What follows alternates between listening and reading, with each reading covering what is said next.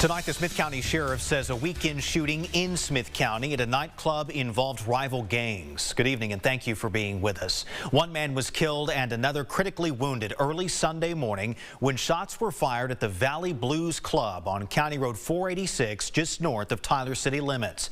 KLTV7's April Peardon has more tonight on the search for suspects.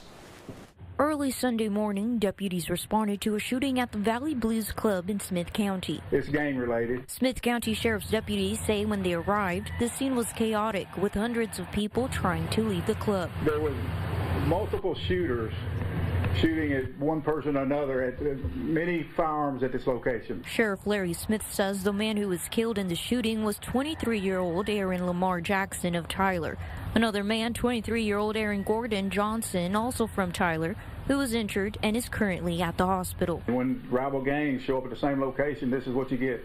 Smith says he believes there were 2 or 3 different gangs at the club when the shooting happened, and that it possibly started inside the club and moved to the parking lot. We've got multiple firearms from that location inside and out in the parking lot, and we're going to continue working it until we either get it where there's no club there, or whatever we have to do to make the citizens on that side of town safe. Deputies recovered shell casings scattered across the scene and found weapons thrown along nearby roads. Smith says that evidence will help investigators determine who shot Jackson and Johnson. Detectives did a great job in finding out who some of the actors were, went to their houses, got search warrants, and recovered additional firearms and ammunition. Smith says similar incidents have happened at this particular club in the past because rival gangs tend to gather at the location. What we got to do is clean up gangs in Smith County and Tyler and East Texas.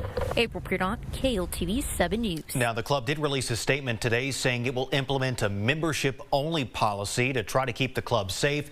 So far, no arrests have been made in the